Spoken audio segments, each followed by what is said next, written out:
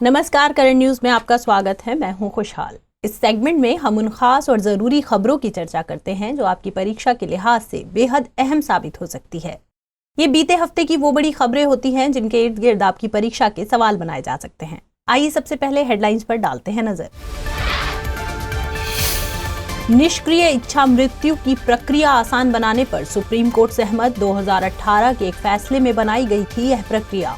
असहनीय पीड़ा से निजात पाने के लिए की जाती है निष्क्रिय इच्छा मृत्यु की मांग। भारत सरकार ने दिया पाकिस्तान को नोटिस। 6 दशक पुराने सिंधु जल समझौते में संशोधन करना है मकसद। वर्ल्ड बैंक की मध्यस्थता के बाद हुई थी यह संधि। संसद में पेश हुआ वित्तीय वर्ष 2023-24 का आम बजट। अमृतकाल के पहले बजट में 7 प्राथमिकताएं चिन्हित। इनकम टैक्स में स्लैब में बदलाव सहित हुई कई घोषणाएं। पश्चिमी घाट में हुई नए पठार की खोज। यह पठार चौथे प्रकार के पठार के रूप में हुआ सूचीबद्ध। यहाँ पौधे और झाड़ियों की 76 प्रजातियों की भी हुई खोज। और पृथ्वी की आंतरिक कोर घूम रही है धीरे। नेचर जियो साइंस पत्रिका में छपे शोध से हुआ खुलासा। आंतरिक कोर की गति में अगला परिवर्तन 2040 के दशक में संभावित।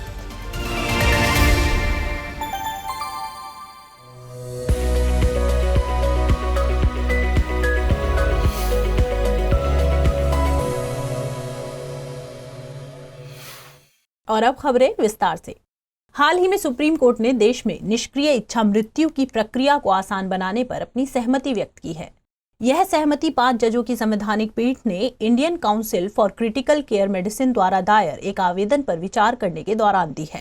इस मामले में पीठ ने लिविंग विल यानी जीवित वसीयत के दिशा निर्देशों में संशोधन करने की आवश्यकता को स्वीकार किया है।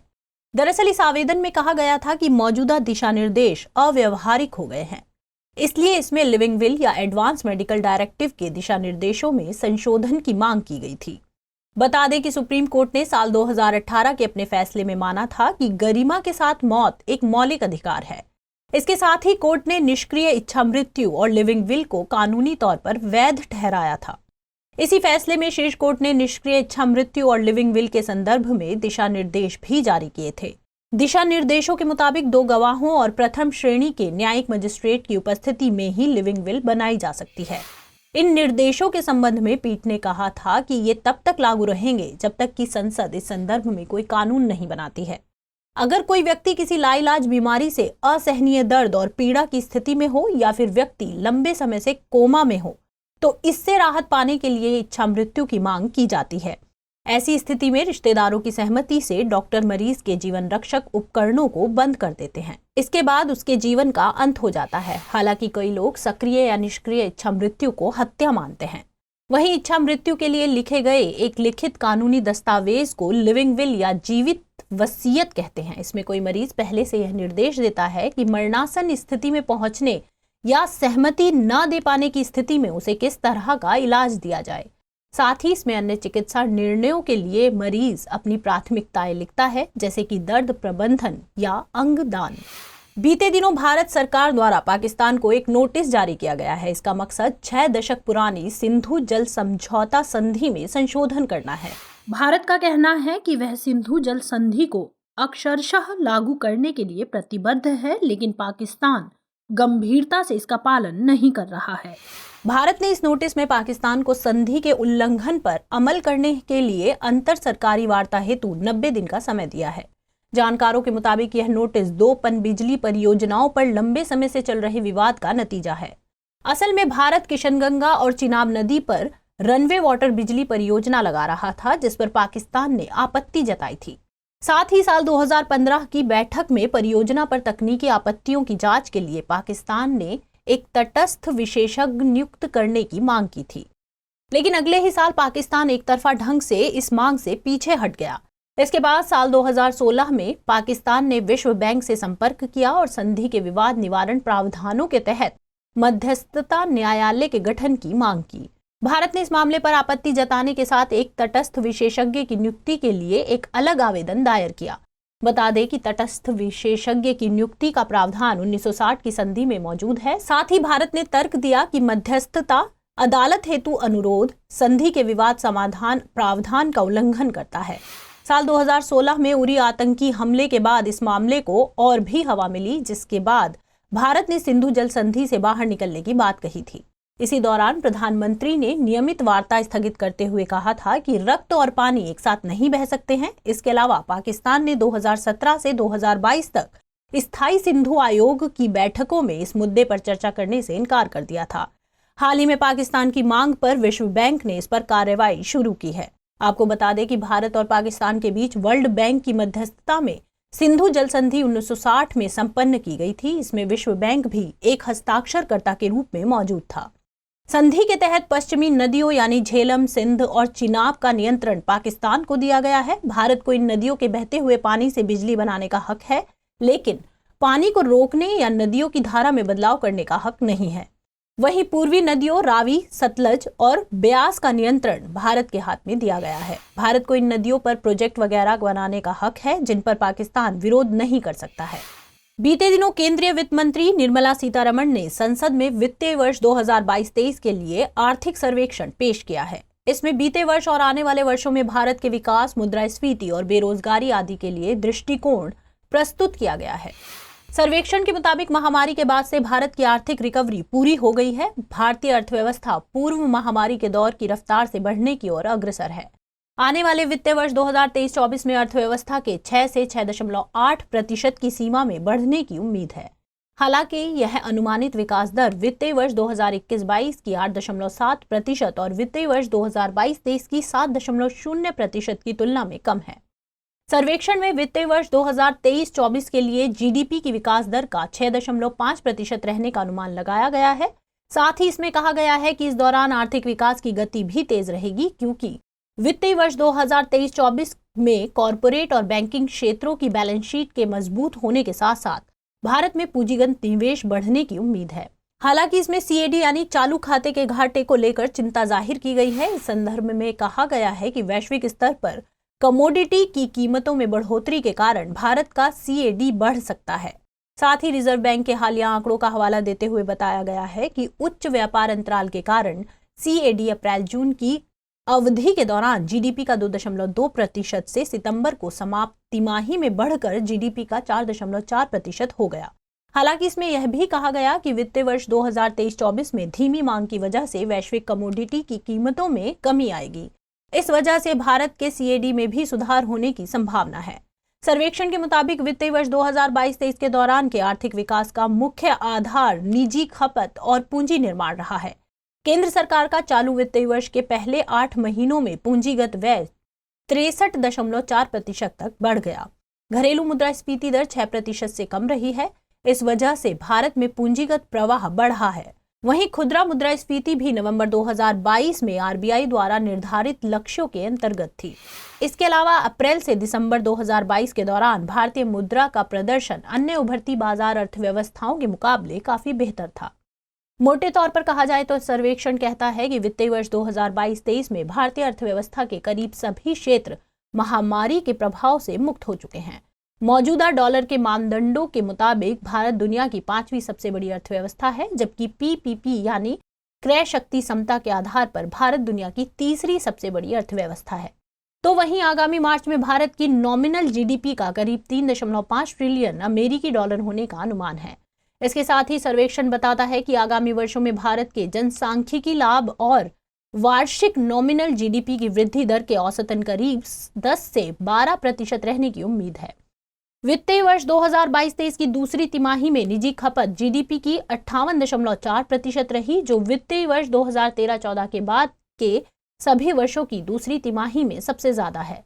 बता दें कि आर्थिक सर्वेक्षण वित्त मंत्रालय द्वारा अर्थव्यवस्था की स्थिति पर प्रस्तुत एक वार्षिक रिपोर्ट है।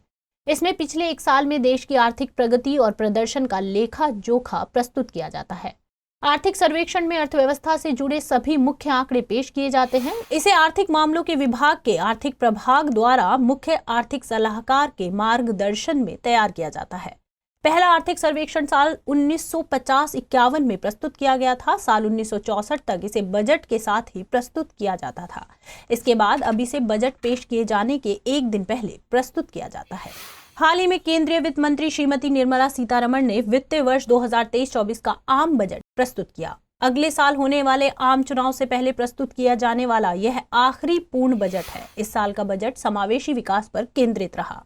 इस साल के बजट में 7 प्राथमिकताओं को चिन्हित किया गया है जो सप्तऋषि की तरह अर्थव्यवस्था का मार्गदर्शन करते हैं।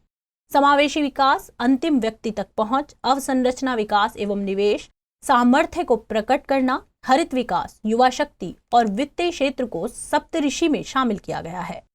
अगर नई पहलों की बात करें तो पारंपरिक कारीगरों और शिल्पकारों के लिए पीएम विश्वकर्मा कौशल सम्मान यानी पीएम विकास योजना, संवेदनशील जनजातीय समूहों के लिए प्रधानमंत्री पीवीटीजी विकास मिशन साल 2047 तक, सिकल सेल एनीमिया के उन्मूलन के लिए एक मिशन, अगले 3 वर्षों तक युवाओं में कौशल विकास के लिए प्रधानमंत्री कौशल विकास योजना 4.0, प्राकृतिक खाद को बढ़ावा देने के लिए पीएम प्रणाम आदि की घोषणा की गई। बजट की प्रमुख घोषणाओं में प्रधानमंत्री गरीब कल्याण अन्न योजना के तहत अंत्योदय एवं प्राथमिकता प्राप्त परिवारों को अगले 1 वर्ष तक खाद्यान्न दिए जाने की घोषणा, वरिष्ठ नागरिक बचत योजना के लिए अधिकतम जमा सीमा को 15 लाख रुपए से 30 लाख रुपए किया जाना, फार्मास्यूटिकल्स के क्षेत्र में अनुसंधान एवं नवाचार के लिए नए कार्यक्रम का प्रस्ताव आदि शामिल हैं।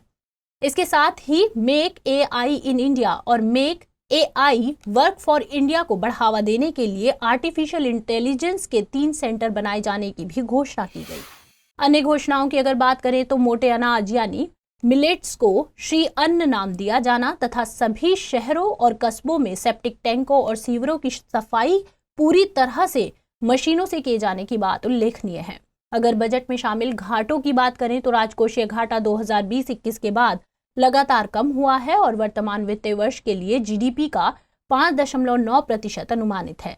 राजस्व घाटे में भी यही प्रवृत्ति देखी जा रही है और वर्तमान वित्तीय वर्ष के लिए इसका अनुमान जीडीपी के 2.9% के बराबर है। वहीं प्रभावी राजस्व घाटा कोविड पूर्व स्थिति में पहुंचता हुआ नजर आ रहा है, जिसका अनुमान इस वित्त वर्ष में जीडीपी का 1.7% लगाया गया है। कराधान में हुए बदलावों में कर छूट की सीमा को बढ़ाकर 3 लाख किया जाना, आयकर स्लैबों की संख्या को 5 किया जाना, व्यक्तिगत आयकर में रिबेट की सीमा को 5 लाख रुपए से 7 लाख रुपए किया जाना आदि प्रमुख है। आइए अब एक नजर नए आयकर स्लैबों पर डाल लेते हैं। इस बजट के प्रावधानों के अनुसार 0 से 3 लाख रुपए तक की आय पर कोई कर नहीं लगेगा। 3 से 6 लाख रुपए की आय पर 5%, 6 से 9 लाख रुपए की आय पर 10%, 9 से 12 लाख रुपए की आय पर 15%, वहीं 12 से 15 लाख रुपए की आय पर 20%, जबकि 15 लाख रुपए से अधिक आय पर 30% की दर से आयकर लगेगा। नई कर व्यवस्था के तहत आयकर अधिभार की उच्चतम सीमा को 25% तक सीमित कर दिया गया है। ऐसा करने से किसी व्यक्ति पर आयकर का अधिकतम बोझ 39% तक सीमित रह जाएगा, जो पहले 42.5% से अधिक तक हो जाता था। उधार एवं अन्य देयताएं अभी भी सरकार की प्राप्तियों के सबसे बड़े स्रोत हैं, जिनकी भूमिका कुल प्राप्तियों में 34% है। इसके बाद कर्मशः जीएसटी, निगम कर और आयकर सरकार की आय के अन्य प्रमुख स्रोत हैं। वहीं अगर सरकार के व्यय की बात करें तो ब्याज भुगतान में सरकार का सर्वाधिक धन खर्च होता है, जबकि करों और शुल्कों में राज्यों का हिस्सा तथा केंद्रीय क्षेत्र की योजनाओं पर होने वाला व्यय सरकारी खर्चे के अन्य प्रमुख गंतव्य हैं। हाल ही में प्रधानमंत्री श्री नरेंद्र मोदी ने मन की बात प्रोग्राम में IISc यानी भारतीय विज्ञान संस्थान बेंगलुरु को पेटेंट का रिकॉर्ड बनाने के लिए बधाई दी है। इस दौरान प्रधानमंत्री ने IISc की तारीफ करते हुए कहा है कि उसने पेटेंट पंजीकरण के मामले में एक अद्भुत उदाहरण पेश किया है। दरअसल IISc ने अपने नाम कुल 145 पेटेंट हासिल किए हैं।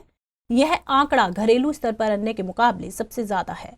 गौरतलब है कि भारत में पेटेंट आवेदन के मामले लगातार बढ़ रहे हैं और उद्योग और आंतरिक व्यापार विभाग के आंकड़ों से पता चलता है कि जनवरी 2022 से मार्च 2022 के दौरान कुल 19,796 पेटेंट दायर किए गए थे। इनमें से 10,706 भारतीय आवेदकों द्वारा दायर किए गए थे, जबकि 9,090 गैर भारतीय आवेदकों द्वारा दायर किए गए थे। इसके बाद दिसंबर 2022 तक कुल 57,783 आवेदनों में से करीब 30,000 गैर भारतीयों के थे। इस तरह भारत में पेटेंट फाइलिंग के स्तर पर भारतीय विदेशी लोगों को मात दे रहे हैं। बता दें कि किसी व्यक्ति या व्यक्तियों द्वारा किए गए किसी सृजन के मद्देनजर उस व्यक्ति या व्यक्तियों को अनन्य अधिकार प्रदान किया जाता है। इसे आमतौर पर बौद्धिक संपदा अधिकार कहा जाता है। इसे सामान्यतः 2 भागों में विभाजित किया जाता है। इसमें पहले को कॉपीराइट कहते हैं तो वहीं दूसरे को औद्योगिक संपदा अधिकार के नाम से जाना जाता है। इसमें से औद्योगिक संपदा अधिकार के अंतर्गत पेटेंट और ट्रेडमार्क आते हैं।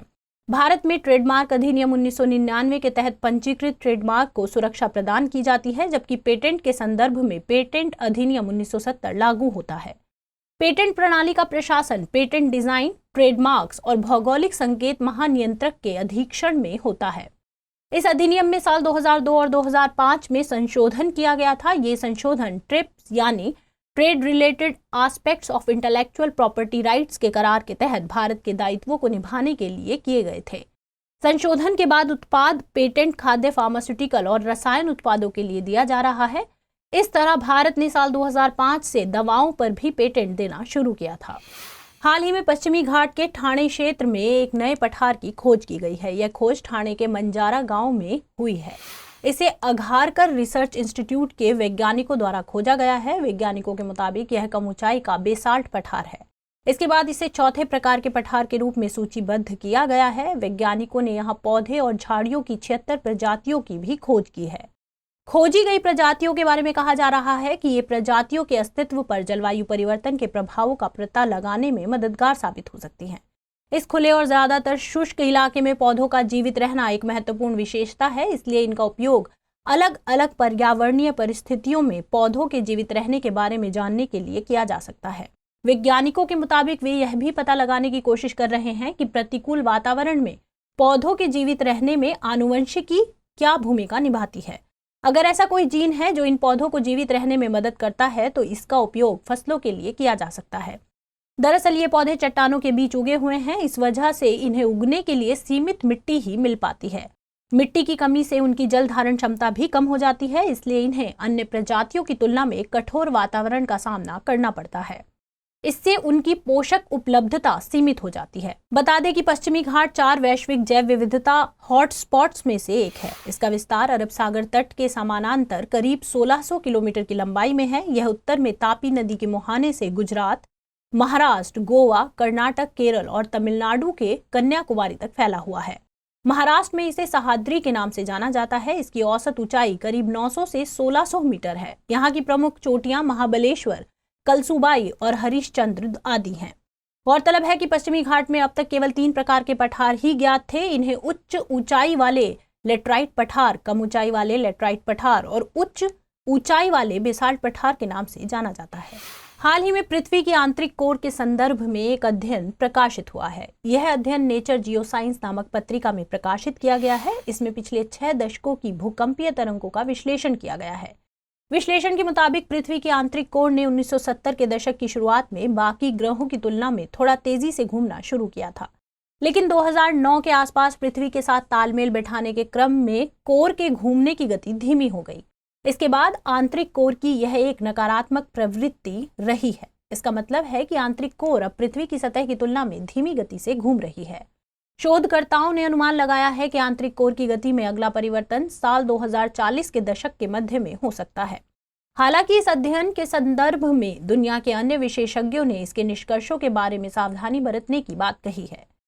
इनका कहना है कि यह अध्ययन गणितीय मॉडल पर आधारित है। इस वजह से इसके गलत होने की संभावनाएं हैं, क्योंकि इसमें केवल ऑब्जर्व किए गए डेटा का उपयोग किया गया है। बता दें कि कोर पृथ्वी की सबसे आंतरिक परत है। इसे केंद्र मंडल कहा जाता है। यह मुख्यतः निकेल और लोहे द्वारा बनी हुई है, इसलिए इसे नीफे के नाम से भी जाना जाता है। कोर का विस्तार पृथ्वी की सतह से करीब 5000 किलोमीटर नीचे है। इसका तापमान करीब 2700 डिग्री सेल्सियस है।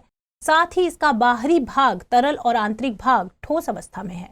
इसे पी तरंग के आधार पर बाह्य तथा आंतरिक कोर नामक 2 उपभागों में बांटा जाता है। हालांकि पृथ्वी की आंतरिक संरचना के बारे में पर्याप्त वैज्ञानिक प्रमाणों के अभाव में पूरी जानकारी नहीं है। इसके बारे में उपलब्ध ज्यादातर जानकारियां अनुमान के आधार पर दी गई हैं, क्योंकि पृथ्वी की त्रिज्या करीब 6378 किलोमीटर है और अब तक सबसे गहरी खुदाई मात्र 12 किलोमीटर तक की गई है। यह गहराई आर्कटिक महासागर के कोला क्षेत्र में की गई थी। इसलिए प्रत्यक्ष प्रमाण के अभाव में वैज्ञानिक पृथ्वी की आंतरिक संरचना के अध्ययन के लिए अप्रत्यक्ष प्रमाणों पर ही निर्भर है। हाल ही में national centre for earth science studies यानी NCESS द्वारा एक अध्ययन किया गया है। इसमें मुनरो थुरथु द्वीप के निवासियों की दुर्दशा के लिए मानव जनित हस्तक्षेप को जिम्मेदार ठहराया है। असल में इस द्वीप पर रहने वाले लोगों को भूमि अवतलन, ज्वारीय बाढ़ और कम कृषि उत्पादकता का सामना करना पड़ रहा है। नतीजतन इस क्षेत्र से बड़े पैमाने पर पलायन की घटना देखी जा रही है।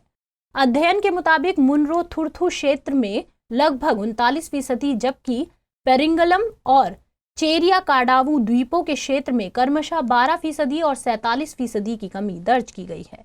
अनियमित रेत खनन और कल्लदा नदी में परिणामी रिवर बेड पूल ने वर्तमान गिरावट के लिए बड़े पैमाने पर योगदान दिया है।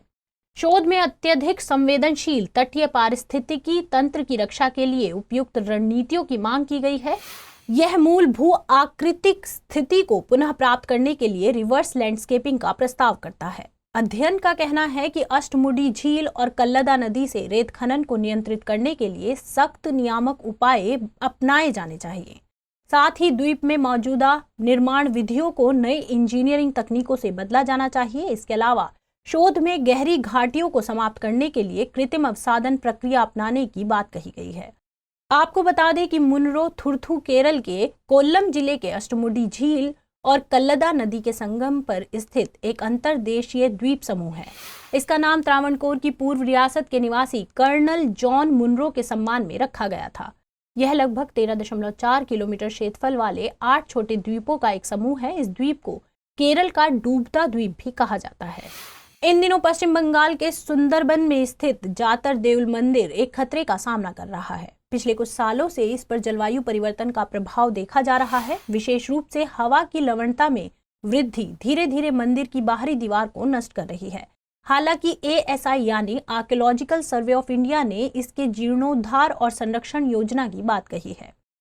ASI के मुताबिक इस योजना को वह इस साल के अंत तक शुरू कर देगी। दरअसल यह मंदिर एक खाली मैदान में बना हुआ है, साथ ही यह समुद्र से कुछ किलोमीटर की दूरी पर ही स्थित है। यही वजह है कि समुद्र से आने वाली ठंडी हवाएं मंदिर से आकर टकराती हैं। पहले यहाँ मौजूद पेड़ समुद्री हवाओं से मंदिर की रक्षा करते थे, लेकिन साल 2020 में उष्णकटिबंधीय चक्रवात से ये पेड़ नष्ट हो गए थे। इस वजह से मंदिर को मिलने वाली सुरक्षा भी नष्ट हो गई। बता दें कि जातर देउल मंदिर 10वीं-11वीं शताब्दी का मंदिर है। इसे टेराकोटा मंदिर के रूप में जाना जाता है। यह पश्चिम बंगाल के दक्षिण 24 परगना में मौजूद रैदीही में स्थित है। पारंपरिक रूप से यह मंदिर राजा जयंत चंद्र के एक शिलालेख से जुड़ा हुआ है। इस शिलालेख को राजा जयंत चंद्र द्वारा 975 ईस्वी में जारी किया गया था। इसके अलावा इसे वास्तुकला के आधार पर भी 10वीं-11वीं शताब्दी ईस्वी का माना जाता है। वास्तुकला की दृष्टि से यह मंदिर काफी समृद्ध माना जाता है। ASI की माने तो वास्तुकला के मामले में जातर देउल पश्चिम बंगाल के ही बाकुंडा जिले में स्थित सिद्धेश्वर मंदिर के समान है। बीते दिनों मिस्र ने नई पुरातात्विक खोजों की एक श्रृंखला की घोषणा की है। इसमें 4300 साल पुरानी एक मम्मी भी शामिल है। इस मम्मी की खोज मिस्र के प्रसिद्ध पुरातात्विद जही हवास ने की है। इसे गीजा के पिरामिडों के पास सक्कारा नेक्रोपोलिस नामक स्थान पर खोजा गया है। जानकारों के मुताबिक यह मिस्र में अब तक की सबसे पुरानी और पूर्ण मम्मी हो सकती है। इसकी पहचान हेकाशेप्स नाम के शख्स की है। पुरातत्वविदों का कहना है कि इसे एक गहरे शाफ्ट के नीचे स्थित कमरे में बड़े आयताकार चूना पत्थर के सर्कोफेगस के अंदर खोजा गया। यह सर्कोफेगस सोने की पत्ती से ढकी हुई थी। पुरातत्वविदों के अनुसार मम्मी के आसपास पत्थर और कई बर्तन भी मिले हैं, जिसे जांच दल ने खोजने के बाद सील कर दिया है। असल में सर्कोफेगस एक बॉक्स नुमा अंतिम संस्कार पात्र है, जो आमतौर पर पत्थर का बना होता है। अधिकतर यह जमीन के ऊपर दिखाई देता रहता है, लेकिन इसे पूरे तरीके से पृथ्वी के नीचे भी दफन किया जा सकता है। खुदाई टीम के निदेशक ने सबसे पुरानी मम्मी को 5वें और 6ठे राजवंशों की कब्रों के समूह की महत्वपूर्ण खोज का हिस्सा बताया है। हवास के अनुसार नई खोजों में सबसे महत्वपूर्ण एक मकबरा है, जो 5वें वंश के अंतिम राजा खानुम जेडेफ का था। खानुम जेडेफ का मकबरा दैनिक जीवन के शिलालेखों से सजाया गया है। आपको बता दें कि किसी इंसान की मौत के बाद उसके शव यानी मृत शरीर को केमिकल्स की सहायता से संरक्षित करने को मम्मी कहते हैं। मम्मी बनाने के लिए सबसे पहले मृत शरीर की पूरी नमी को खत्म किया जाता है। ऐसा करने में कई दिन का समय लगता था। शरीर की नमी खत्म होने के बाद मृत शरीर को कॉटन की पट्टियों से लपेटा जाता था। इसके बाद शरीर के आकार से मिलते जुलते लकड़ी के ताबूत तैयार कर इनको रंगा जाता था। इस कार्य के पूर्ण होने के बाद धर्मगुरु द्वारा इस पर धार्मिक वाक्य आदि लिखकर धार्मिक समारोह द्वारा ताबूत को चबूतरे पर सम्मान के साथ रखा जाता था। खबरों के बाद अब बुलेटिन से जुड़े 5 सवालों पर डालते हैं एक नजर। इस बुलेटिन पर आधारित 5 प्रश्न इस प्रकार हैं। पहला प्रश्न, वित्तीय वर्ष 2023-24 के वार्षिक वित्तीय विवरण के संदर्भ में निम्नलिखित कथनों पर विचार कीजिए। कथन 1, इसमें चालू वित्त वर्ष के लिए प्रभावी राजस्व घाटा को सकल घरेलू उत्पाद का 1.7% अनुमानित किया गया है। कथन 2, इसमें वर्ष 2050 तक सिकल सेल एनीमिया के उन्मूलन की बात कही गई है। और कथन 3, जनजातीय समूहों के विकास के लिए प्रधानमंत्री विश्वकर्मा कौशल सम्मान योजना की घोषणा की गई है। आपको बताना है कि इनमें से कौन से कथन सही है या सही हैं। ए केवल 1, बी केवल 1 एवं 2, सी केवल 1 एवं 3 या फिर डी उपर्युक्त सभी। अगला प्रश्न, निम्नलिखित कथनों पर विचार कीजिए। 1, हाल ही में भारतीय विज्ञान संस्थान बेंगलुरु ने अपने नाम कुल 145 पेटेंट हासिल किए हैं। 2, ट्रेडमार्क अधिनियम 1999 द्वारा भारत में सभी ट्रेडमार्क को सुरक्षा प्रदान की जाती है। और 3, भारत में वर्ष 2005 से दवाओं पर पेटेंट देना शुरू किया गया था।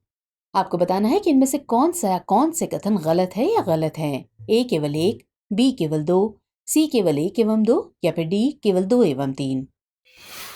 नेक्स्ट क्वेश्चन, हाल ही में भारत में खोजे गए एक नए पठार के संदर्भ में निम्नलिखित कथनों पर विचार कीजिए। 1, ये कम ऊंचाई का बेसाल्ट पठार है। 2, इसे पश्चिमी घाट के ठाणे क्षेत्र में खोजा गया है। 3, इसे चौथे प्रकार के पठार के रूप में सूचीबद्ध किया गया है। और 4, पश्चिमी घाट में इससे पहले केवल 3 प्रकार के ही पठार ज्ञात थे। उपर्युक्त कथनों में से कौन से कथन सही हैं? ए केवल 1 एवं 2, बी केवल 2 एवं 3, सी केवल 1 एवं 4 या फिर डी उपर्युक्त सभी। अगला सवाल, सिंधु जल संधि के संदर्भ में निम्नलिखित कथनों पर विचार कीजिए। कथन 1, ये वर्ष 1960 में भारत और पाकिस्तान के मध्य वर्ल्ड बैंक की मध्यस्थता में संपन्न हुई थी। कथन 2, इसके अंतर्गत एक तटस्थ विशेषज्ञ की नियुक्ति का प्रावधान है। और कथन 3, इसके तहत झेलम, सिंध एवं चिनाब का नियंत्रण भारत के पास है। आपको बताना है कि इनमें से कौन से कथन सही है या सही हैं। ए केवल 1, बी केवल 1 एवं 2, सी केवल 3 या फिर डी केवल 1 एवं 3। पांचवा और अंतिम प्रश्न, पृथ्वी के आंतरिक कोर के संदर्भ में निम्नलिखित कथनों पर विचार कीजिए। कथन 1, ये पूर्व की तुलना में धीमी गति से घूम रही है। कथन 2, ये केवल निकेल और लोहे की बनी है। और कथन 3, इसका बाहरी भाग तरल और आंतरिक भाग ठोस अवस्था में है। आपको बताना है कि इनमें से कौन से कथन सही है या सही हैं। ए केवल 1, बी केवल 2, सी केवल 1 एवं 3 या फिर डी उपर्युक्त में से कोई नहीं। तो फिलहाल इस बुलेटिन में इतना ही। खबरों को विस्तार से पढ़ने के लिए विजिट करें www.drishtiias.com पर। साथ ही दृष्टि आईएएस के हिंदी अंग्रेजी यूट्यूब चैनल और दृष्टि पीसीएस यूट्यूब चैनल को लाइक, शेयर और सब्सक्राइब करना ना भूलें। लेकिन चलते चलते डालते हैं कुछ छोटी मगर जरूरी खबरों पर एक नजर। हाल ही में झारखंड में प्रवासी लोगों के संबंध में एक सर्वे शुरू किया गया है। राज्य के सभी जिलों में इसकी शुरुआत की गई है। इसे झारखंड प्रवासी सर्वेक्षण यानी GMS नाम दिया गया है। इसका उद्देश्य राज्य के प्रवासी श्रमिकों से संबंधित प्रमुख क्षेत्रों को चिन्हित करना है। साथ ही इसका मकसद उनके परिवारों को मुहैया करवाए जा रहे सामाजिक सुरक्षा लाभों को पता लगाना और उनके स्वास्थ्य संबंधी खतरों की भी पहचान करना है। ये पहल राज्य की सुरक्षित और जिम्मेदार प्रवासन पहल यानी SRMI का हिस्सा है, जिसे वर्ष 2021 में लॉन्च किया गया था। गौरतलब है कि इस पहल के माध्यम से प्रवासी श्रमिकों का डेटाबेस तैयार किया जा रहा है। हाल ही में राष्ट्रपति भवन में प्रतिष्ठित मुगल गार्डन का नाम बदल दिया गया है। नवीन बदलाव के तहत अब राष्ट्रपति भवन में स्थित सभी उद्यानों की सामूहिक पहचान अमृत उद्यान के रूप में की जाएगी। मुगल गार्डन को तत्कालीन वायसराय की पत्नी लेडी हार्डिंग के आग्रह पर निर्मित किया गया था। ऐसा कहा जाता है कि वो कॉन्स्टेंस विलियर्स स्टुअर्ट की पुस्तक gardens of the great Mughal से प्रेरित थी। इसको मुगल कला के तहत 4 बाग शैली में निर्मित किया गया है। इस उद्यान में पौधों का रोपण 1928-29 में शुरू किया गया था। इसके प्रारंभिक निदेशक विलियम मुस्टो थे। वे गुलाब उगाने में विशेष रूप से कुशल थे और कहा जाता है कि उन्होंने दुनिया के हर कोने से 250 से अधिक विभिन्न किस्मों के संकर नस्ल के गुलाब इस उद्यान में लगाए थे। नेशनल लॉ यूनिवर्सिटी दिल्ली ने death penalty in India annual statistics report 2022 शीर्षक वाली एक रिपोर्ट जारी की है। ये रिपोर्ट इस संस्था के प्रोजेक्ट 39A का हिस्सा है। रिपोर्ट के मुताबिक 2015 के बाद से 2022 तक मौत की सजा पाने वाले कैदियों की संख्या में 40% की वृद्धि देखी गई है। साथ ही साल 2022 में ट्रायल कोर्ट्स ने 165 लोगों को मौत की सजा सुनाई है। ये आंकड़ा बीते 2 दशकों में सबसे ज्यादा है। केंद्रीय मंत्री अनुराग ठाकुर और राज्य मंत्री सुश्री मीनाक्षी लेखी ने मुंबई में 5 दिवसीय SCO फिल्म महोत्सव का उद्घाटन किया। इस समारोह में प्रतिष्ठित फिल्मी हस्तियों को सम्मानित किया गया। इस मौके पर एनिमेशन सीरीज भारत है हम का प्रोमो रिलीज किया गया। SCO फिल्म महोत्सव में कुल 57 फिल्में दिखाई गयी। साथ ही 14 फिल्मों को इस फिल्म महोत्सव के प्रतियोगी खंड में नामांकित किया गया, जिसमें पन नलिन की ऑस्कर के लिए चुनी गई गुजराती फिल्म छेल्लो शो और निखिल महाजन की पुरस्कार विजेता मराठी फिल्म गोदावरी शामिल हैं। प्रधानमंत्री नरेंद्र मोदी ने राजस्थान के भीलवाड़ा में भगवान श्री देव नारायण जी के 1111वें अवतरण महोत्सव के उपलक्ष्य में आयोजित समारोह को संबोधित किया। गौरतलब है कि भगवान श्री देव नारायण जी राजस्थान के लोगों द्वारा पूजे जाते हैं और उनके अनुयायी देश भर में फैले हुए हैं। उन्हें विशेष रूप से सार्वजनिक सेवा के लिए उनके कार्यों को लेकर सम्मानित किया जाता है। यायात्सो को लद्दाख के पहले जैव विविधता विरासत स्थल के रूप में प्रस्तावित किया गया है। ये 4820 मीटर की ऊंचाई पर स्थित है और अपनी खूबसूरत झील के कारण पक्षियों के स्वर्ग के रूप में जाना जाता है। Yaya Tso bar headed goose, black necked crane और ब्राह्मणी बत्तख और काली गर्दन वाली क्रेन के लिए प्राकृतिक आवास है। प्रस्तावित यायात्सो साइट का क्षेत्रफल लगभग 60 वर्ग किलोमीटर होगा, जिसमें झील का वाटरशेड भी शामिल है। पद्म पुरस्कार पाने वाली विभूतियों में एक नाम CV राजू का भी है। CV राजू एटिकोप्पका खिलौना शिल्प के निर्माता हैं। श्री राजू आंध्र प्रदेश के उन 7 व्यक्तियों में शामिल हैं जिन्हें केंद्रीय गृह मंत्रालय द्वारा घोषित पद्म पुरस्कारों के लिए चुना गया है। आपको बता दें कि एटिकोप्पका खिलौने की प्रशंसा प्रधानमंत्री नरेंद्र मोदी ने अपने मन की बात कार्यक्रम में भी की थी। गौरतलब है कि एटिकोप्पका पारंपरिक खिलौना उद्योग का प्रतिनिधित्व करता है, जो नरम लकड़ी और प्राकृतिक रंगों से बनाया जाता है। हाल ही में उत्तर पूर्वी क्षेत्र विकास मंत्रालय द्वारा अपने अधिकारियों और स्टाफ के लिए हर घर ध्यान अभियान के अंतर्गत एक परिचय सत्र का आयोजन किया गया है। इस सत्र के दौरान प्रतिभागियों को मानसिक और भावनात्मक स्वास्थ्य के प्रति जागरूक किया गया। साथ ही इसके तहत ध्यान की सरल व आसानी से अपनाई जाने वाली पद्धति से परिचित कराया गया और उन्हें आत्म सुधार के विषय में जानकारियाँ प्रदान की गयी। गौरतलब है कि हर घर ध्यान अभियान को संस्कृति मंत्रालय और आर्ट ऑफ लिविंग फाउंडेशन के द्वारा शुरू किया गया है। इसका उद्देश्य युवाओं के मानसिक स्वास्थ्य कल्याण के लिए उन्हें ध्यान करने के अभ्यास से परिचित करवाना है। केंद्रीय रेल मंत्री अश्विनी वैष्णव ने कहा कि देश की पहली हाइड्रोजन ट्रेन दिसंबर 2023 तक शुरू हो जाएगी। वंदे भारत ट्रेन की तर्ज पर इन हाइड्रोजन ट्रेन को वंदे मेट्रो के नाम से जाना जाएगा। आपको बता दें कि बजट 2023-24 में रेलवे के लिए 2.41 लाख करोड़ रुपए आवंटित किए गए हैं। जानकार हाइड्रोजन ट्रेनों को चलाए जाने की पहल को हरित पहल की दिशा में भारत का एक महत्वपूर्ण कदम मान रहे हैं। हाल ही में इलेक्ट्रॉनिकी और सूचना प्रौद्योगिकी मंत्रालय के सचिव अल्केश कुमार शर्मा ने नई दिल्ली में G20 साइबर सुरक्षा अभ्यास और ड्रिल का उद्घाटन किया। इस अभ्यास और ड्रिल का आयोजन Indian computer emergency response team यानी CERT-IN द्वारा किया गया। यह आयोजन भारत की G20 अध्यक्षता के तहत 400 से अधिक घरेलू और अंतर्राष्ट्रीय प्रतिभागियों के लिए किया गया है, जिसका उद्देश्य साइबर अटैक का मुकाबला करने के लिए संयुक्त लचीलापन प्राप्त करना है। गौरतलब है कि 12 से अधिक देशों के प्रतिभागी ऑनलाइन मोड के जरिए इस अभ्यास में शामिल हुए। हमारी टीम कोशिश करती है कि आपको दी गई खबरों में एक भी गलती ना हो, लेकिन यदि किसी सोर्स या ह्यूमन एरर की वजह से ऐसी गलती हो जाती है तो इस वीडियो के कमेंट बॉक्स में उस गलती को सुधार कर पिन कर दिया जाता है और यह आपको कमेंट बॉक्स में सबसे ऊपर दिखाई देता है।